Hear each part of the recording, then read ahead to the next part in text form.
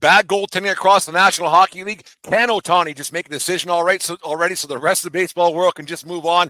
And the Yankees made a big deal, but they're only better offensively. That's all that plus more here at 14:20 in the morning. Let's get into her.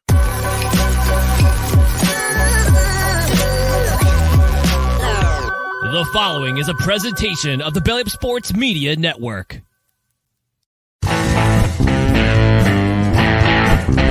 14:20 in the morning, 14 minutes and 20 seconds worth of sports talk to get you through your daily commute. Hot takes, recaps, best bets, and a little humor to get your day going in the right direction. Sit back, grab your coffee, and let's get into it. All right, 14:20 in the morning for this 7th day of December 2023. Today's show, as always, is brought to you by SeatGeek.com. The SeatGeek app. Use promo code 1420pod at SeatGeek.com today and save yourself $20 on your first purchase over there at SeatGeek. Remember, we are part of the Belly Up Media Network. Go to BellyUpSports.com to check out their other great podcasts and great articles right across the website there. Tonight, I'm actually a guest on the Corner Booth podcast with Jared and the guys. Going to talk a little bit of baseball, and a lot of football. Get things going on. I'm sure they want a hot take of my my thoughts on the Final Four of the college football playoff, because I'm the only one in the Belly Up world who kind of thinks this. But anyways, thank you for making us a part of your day each and every day here at 1420 World Headquarters. We appreciate it very much. I've been talking a lot about this issue for quite some time, and I was it's kind of funny.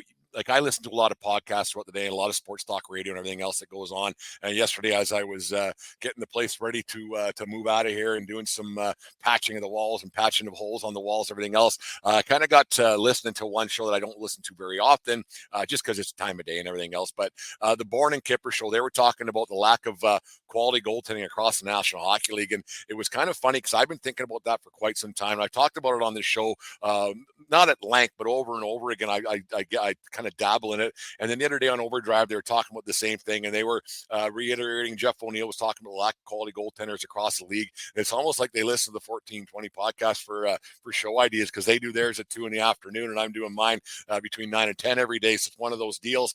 And you get to thinking that maybe sometimes I'm not the crazy one, because I'm a goaltender from way back. I wasn't very good, but I wasn't bad.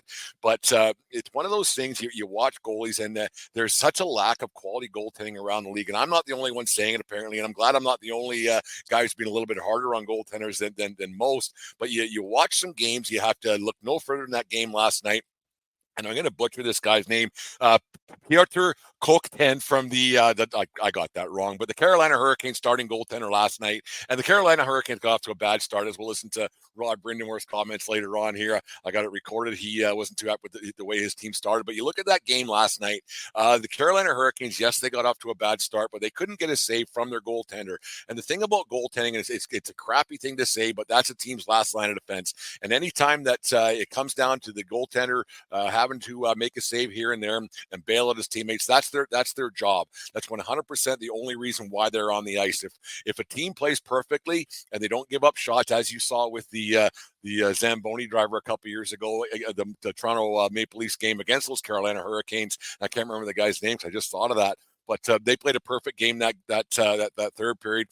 David Ayres was his name, and he didn't give up any. The Hurricanes didn't give up any shots, and they didn't win that game. I think it was 4-2 or 4-3, whatever it was. And a perfect game means that they don't give up shots, and it's just one of those things that happens. Yeah, you're supposed to make all the hearts, all the easy saves, and a few of the hard ones, and that's what goaltenders do. But it seems more and more often goaltenders aren't making very many of the hard saves. I'm not saying all the time, but there's 32 teams in the National Hockey League, which means there should be 64 goalies, and you see a lot more often. They're using a lot more than 64 goalies throughout the National Hockey League. I think last year there was 140 to 150 goalies being used. So there's no way you can tell me that these guys that are coming up from the AHL, and they were talking about East Coast League guys that are getting called up to get a start here, a start there, or be a backup here and there. Not there's anything wrong with being an East Coast League goaltender, but there used to be not that many years ago. If you're an East Coast League guy, you weren't a National Hockey League guy, and that was just the sad realities of it all. But now you have a lot of NHL goalies who just aren't that good. They're big. They wear big equipment. They cover a lot of net, but when it comes to stopping hockey pucks, I don't think they do nearly as good of a job as they used to.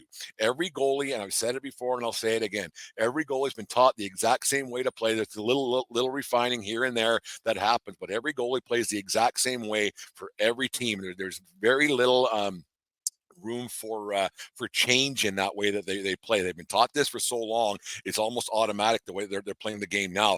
You look last night, that Carolina game, I don't want to butcher that guy's name again, but that goalie was down on his knees. He was just praying and hoping the puck was going to hit him as soon as entered the zone. When there was a puck behind the net, he was screwed because he's already down on his knees and he couldn't slide across fast enough, and on it goes. And that's the way goaltending is taught now, and it's 100%, in my opinion, the wrong way to teach goaltenders. It used to be you would dive across and Bill Ranford style, and you look at Dominic Hasek flying around and Marty Brodeur and the like, how they would be flying around the ice. They were more acrobatic, more skilled. Grant Fuhr, there was a lot more to goaltending than it is now. Now it's just fall down your knees, slide across, and hope the puck hits you.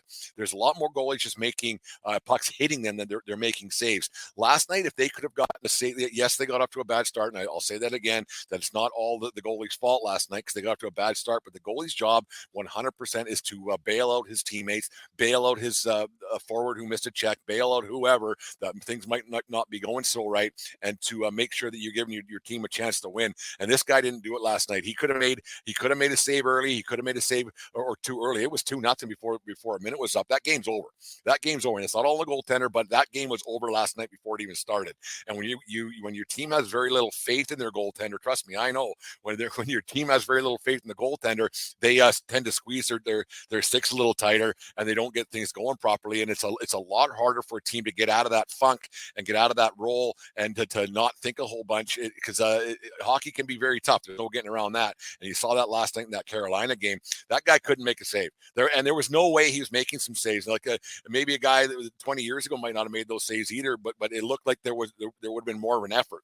Now these guys, they know when they're beat, and that's it. And why? And the thing about that's funny about this is that every one of these goalies, they've been playing the same way for a long time, and all these guys, they play against each other a lot more than they used to 20, 30, 40 years ago. So now there's no surprises anymore when it comes to all these goaltenders who play the exact same. So when a goalie goes down, they go upstairs. When a goalie goes down, they just throw it across the ice, and that's it. They know that it's going in. Scoring it's up a little bit, obviously, and it's not the defensive struggle that it was in the mid-90s. But I'm telling you right now, goaltending is not nearly as good as it used to be. And I'm not the only one saying this anymore. It's on every other sports net you talk to, every other hockey show you listen to about how inadequate goaltending is. There's just not enough quality goaltenders. And when they're starting to talk about expansion to 34 teams, maybe going to Houston, maybe going back to Atlanta, which is God knows why you would try that for the third time, there just won't be enough quality goaltenders around the National Hockey League to fill all those spots. There already isn't. There isn't 64 good goaltenders in the league right now. Some teams have 2, some teams have none. And that's just the facts of it. That is 100% the facts. You look at some teams, they're praying to get a save. They're praying to survive the night. They're praying to outscore their mistakes. There's a lot of teams that don't stop pucks, and there's a lot of teams that you look at some players, they're like, what the hell's going on here? I did everything I could. They flip it on net and it goes in, or they're getting a shot from the point and it just goes in. Goalies don't know how to stop hockey pucks anymore. Goalies get hit by hockey pucks, and that's how they're taught. That's how they're taught nowadays, and it's not the right way. And there's almost a lack. Not all. Like I watched that what's his name, Wolf kid the other night that played for the Flames. That kid's a competitor, but he's also not one of these 6'4", 6'5" goaltenders with great big equipment that pucks are hitting him. That guy has to battle. He's playing goal the way it was meant to be played. He's acrobatic. He's aggressive. He plays through the game hard, and I really like him. Is he going to be an NHL superstar? Who knows? I don't know. But the way the game is played, yes, the guys shoot harder now with the synergy sticks and the one piece and the composites, or whatever they're even called now. But it's just, I don't think that goalies are taught how to make saves anymore. Goalies are taught for pucks to hit them. And it's not working. And now that all the forwards know exactly, they exactly know, yes, there is more video replay and everything else, and more iPads and everything else on the bench. And there's more video teaching what a goalie's habits are.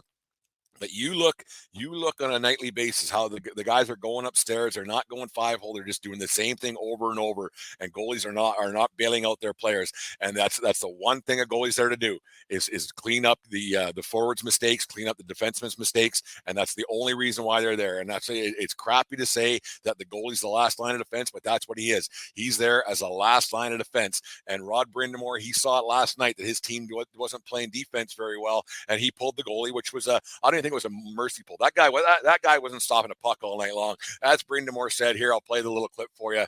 He was, I think it was going to be about 50-0, so he had to make a goaltending change. Well, right, obviously a disappointing start to this game. Anything you're seeing out here that you can build on? We're on our way to losing 50-0 right now. I've never seen our team play this brutal. So at this point, I don't really. I'm lost for words, to be quite honest.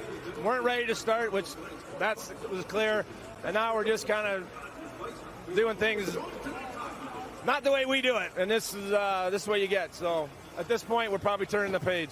Well, thanks for doing this. I know it's not easy. Well, he told us. Yeah, if he would have got a save last night, it's probably a different conversation between Darren Pang and Rod Brindamore. But he didn't get a save, and that's where they were last night. The game was over before it started, and it's, you turn the page and hope for better next time around, because it didn't turn out very well for the Carolina Hurricanes last night. And you look at Stuart Skinner, look at the Oilers team has turned it around just because they starting to get some saves here and there. Skinner made some saves early. He wasn't great, but he's a great big guy. He's 6'6", covers a lot of net. So how he's letting any in most nights is kind of beyond me. But he made some saves early. Rebound control could have been a little bit better, but he made some saves early, and he was the difference last night early in that hockey game. And the other guy didn't make any saves, and there it is. And that's right across the National Hockey League. And I'm glad I'm not the only one who is seeing that firsthand. That I'm not the only one who believes the same thing. That there's a lack of goaltending right across the league. And if you don't stop all the easy ones and a few of the hard ones, your team's never going to win. And like I said 1,000 times before, you show me a good goalie, I'll show you a good coach, and that's not happening right across the league. And there's coaches losing their jobs right across the league, and coaches with a little bit of a tight butthole, because goaltending is just not where it used to be. You go watch junior hockey games, it's the exact same thing. You watch minor hockey games, it's the exact same thing.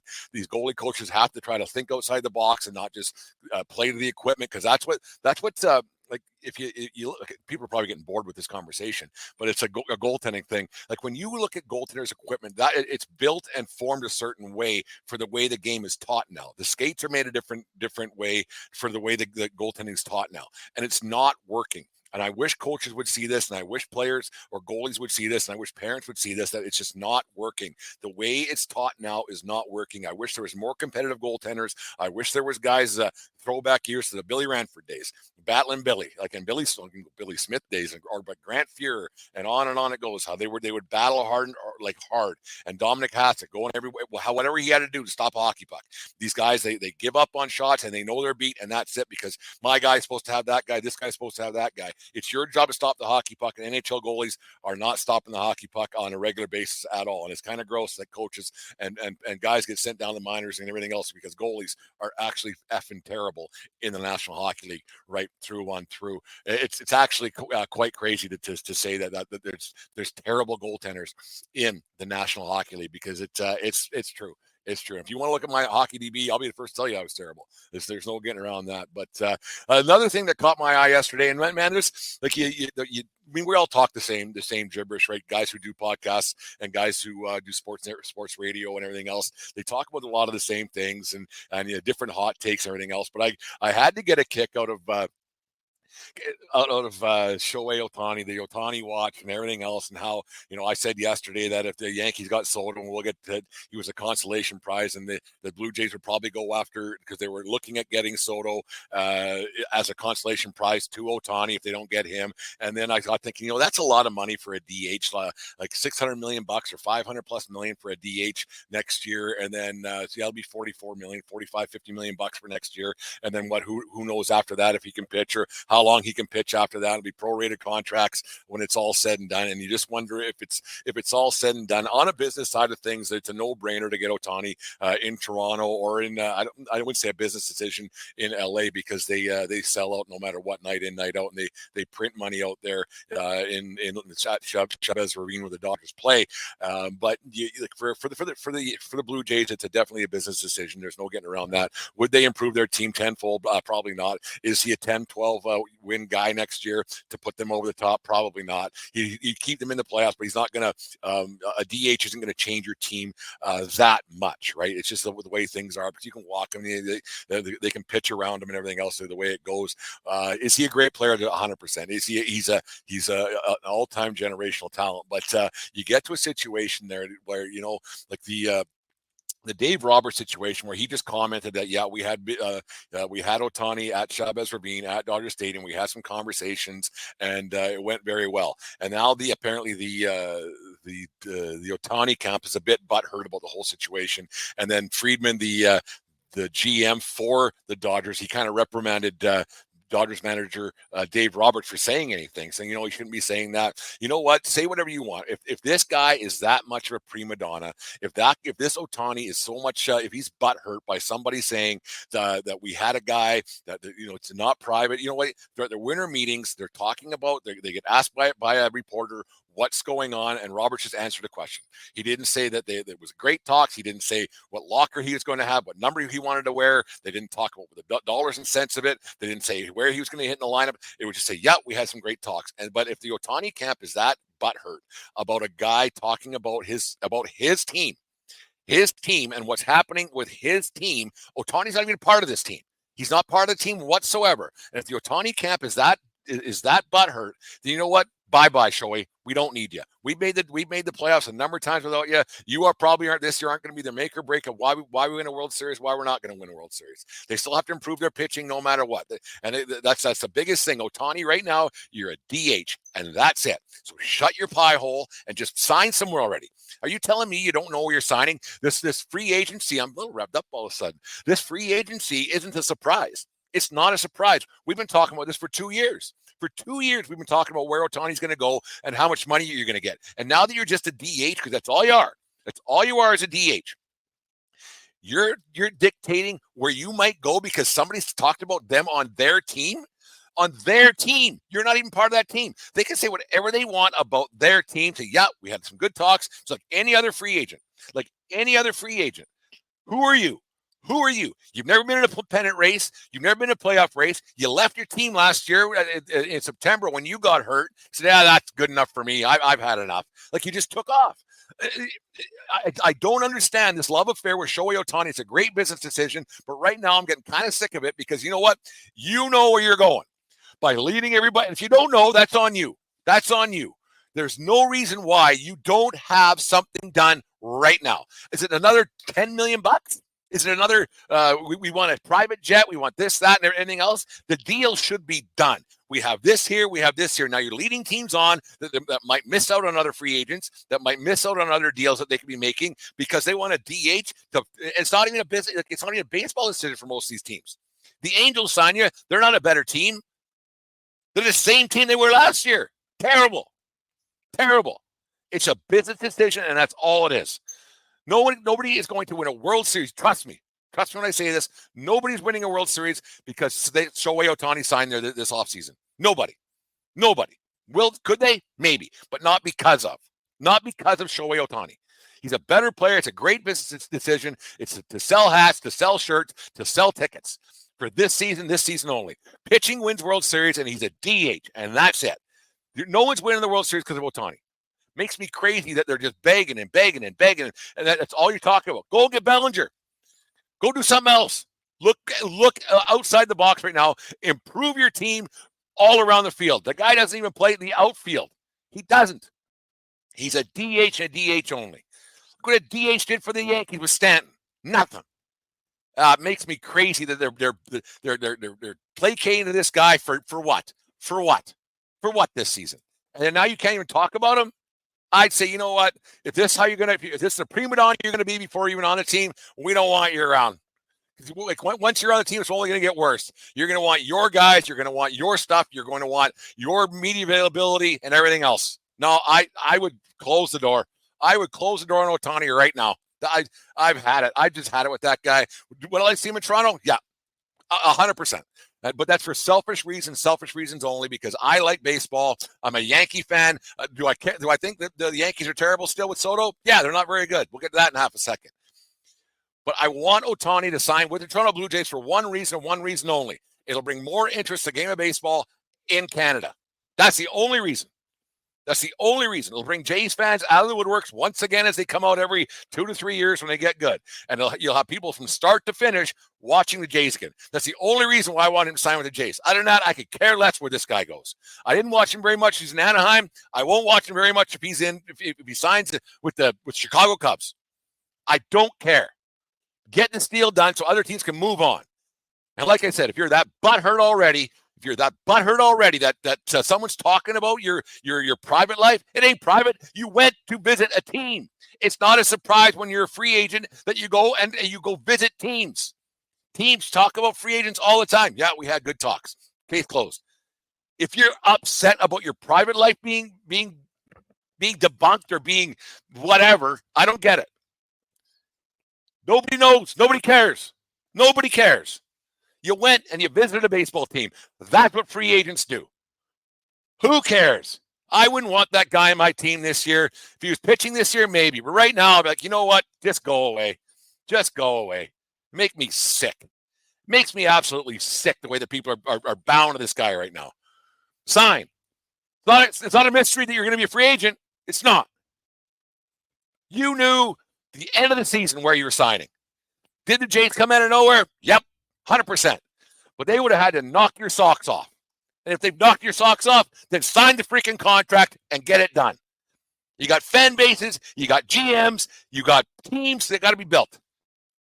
And you're doing this, and you're mad because somebody said he visited the team. Oh, I don't know. There's my rant for today. I'm a little revved up. We'll go to commercial break, and we'll come back with something else. Give Santa and his elves a break from the grind this Christmas season and ask for tickets from SeatGeek. SeatGeek has tickets for shows, concerts, and sporting events from around the globe. And by using promo code 1420POD, you will save $20 on tickets. Tickets make for great stocking stuffers and gifts, so go to SeatGeek.com or the SeatGeek app for all of your ticket needs this holiday season and use promo code 1420POD today for your Christmas ticket. There it is, 14:20 in the morning, sponsored by SeatGeek. I'm still revved up. I was going to get into the Soto trade, but maybe I'll talk about him tomorrow. I'll do a special, maybe afternoon edition of 14:20. That's what I'll do. I'll come back later on today. I got some stuff I got to get done here, but I will do a Soto trade and talk all about that later on today, and we'll play it maybe tomorrow or later on tonight for your guys' listening pleasure. Ohtani, fuck off. There's my first swear word, 10:30 in the morning on this Thursday morning here at 1420 World Headquarters. Anyways, let's go to birthdays and on this day, and then we'll get out of here. Oh, God, it makes me crazy. Absolutely. As you could tell, it makes me absolutely crazy. Happy 67th birthday to Larry Bird, born on this day in 1956 in French Lick, Indiana. Bird played 3 seasons at Indiana State University and played in the 1979 NCAA championship game versus Magic Johnson and the Michigan State Spartans, with the Spartans winning 75-64.